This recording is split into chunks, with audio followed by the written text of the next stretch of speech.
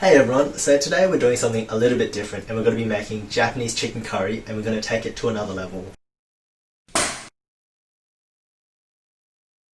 So I've just had a really long day at work and a really long drive down. I'm at my girlfriend's house and we're going to be cooking here. Japanese curry is really easy and quick to make. If you follow the instructions on the back of the box then it's edible, but I think that it's not great. It just has a 2D flat flavour. So we're going to do a few things to improve that flavour.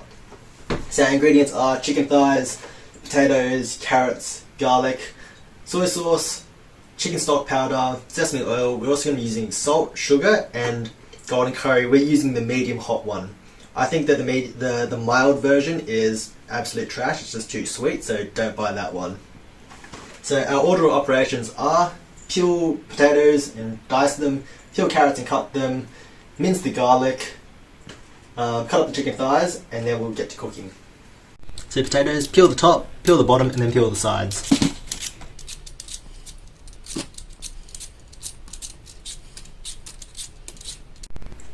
So we're just going to dice potatoes, about 1 centimetre dice.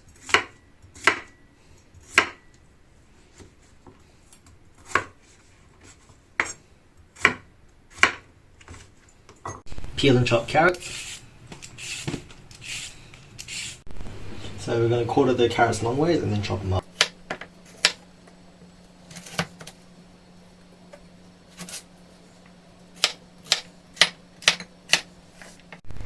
So we've got to peel and dice the garlic, bottom off, squish and peel.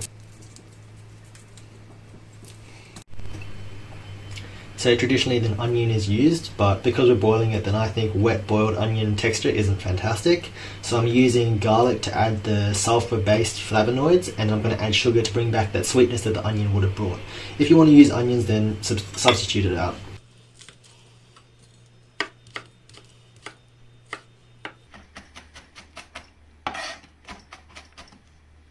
Alright, so we've got some chicken thighs that are a little bit more flavourful and a little bit more tender. We're going to take the bone out, devein them, and then we're going to get rid of all of this scum fat.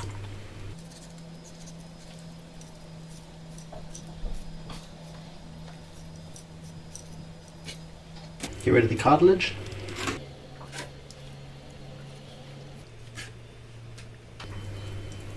Here's the femoral vein. We're just going to chop that out as well.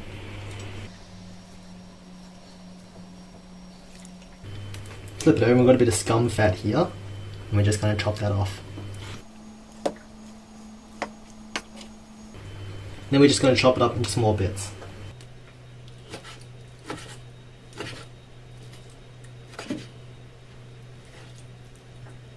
So just add a spoonful of salt and sugar so that the chicken has a little bit more flavour and it draws the moisture out.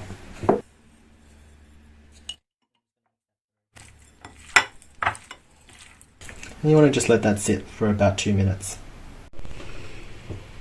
So start heating up the pan, add in some oil, just enough to cover the bottom, and we'll just let that heat up.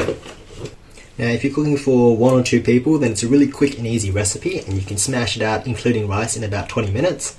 As you can see I'm cooking for quite a few people more, so it'll take me a little bit longer. So pan's hot, oil's nice and splashing, garlic in. Just fry that till it's nice and aromatic.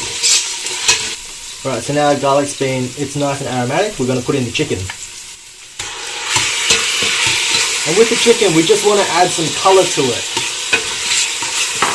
We're not trying to cook it all the way through, just some colour on it.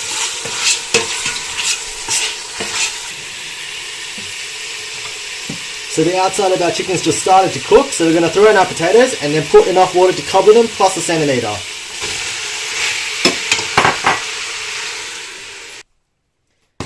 So it's really important to start our potatoes from cold water, otherwise the centres won't be cooked. And the other thing is, as these potatoes cook, then they're going to absorb water.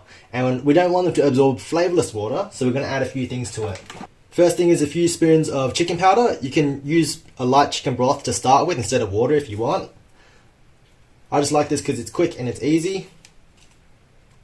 Then we're going to add a dash of soy sauce. This isn't going to make it taste like soy. It's going to add more glutamic acid to it, and that's just going to bring out some of that chicken flavour.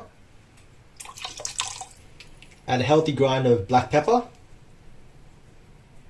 So this here is some high grade sesame oil, and it's going to add some aromatics to the curry, and it's also going to give the potatoes a bit of a nuttiness. They're not going to taste like sesame oil, but it'll just be a little bit of a difference compared to bland plain potatoes. Not too much of it. Now the most important thing is don't add too much, because if it becomes too salty you can't take it away. You can always add more later. We're just going to let that sit and then let it get up to a boil. So if you like your carrots nice and mushy, then you can add them in now. I like my carrots to have a little bit more crunch, so I'm going to add them in when I add the curry paste in. So just let that sit and get up to a boil. Please do not taste it as it has raw chicken. So the curry comes in little blocks like this. Because we've added a lot of flavouring to the curry itself, then we don't need to use as much of this as the packet says to give it some flavour. As you can see, it's a pretty solid block, so what I'm going to do is I'm going to chop it up so we've got more surface area and smaller pieces so that they'll dissolve quicker.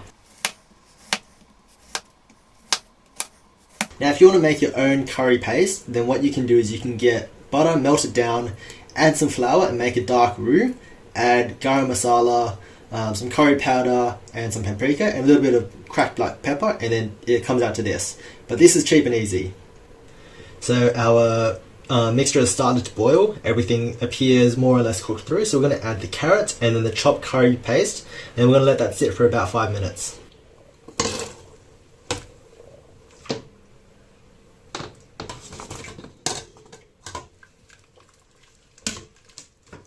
Now the curry paste has a thickener in it, so it'll help thicken it.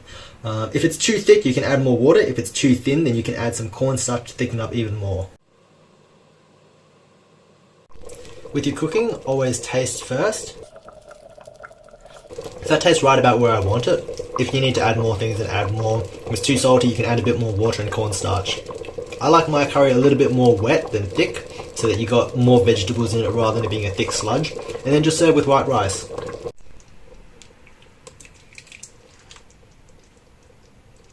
So here's my quick and easy Japanese chicken curry that's brought to another level. So I hope you enjoyed today's episode. Try cooking it yourself at home. It's really quick and easy. It's a nice uni student level home cooking experiment that tastes great, tastes delicious, and it's also really cheap. Alright, that's all for today. See you next time.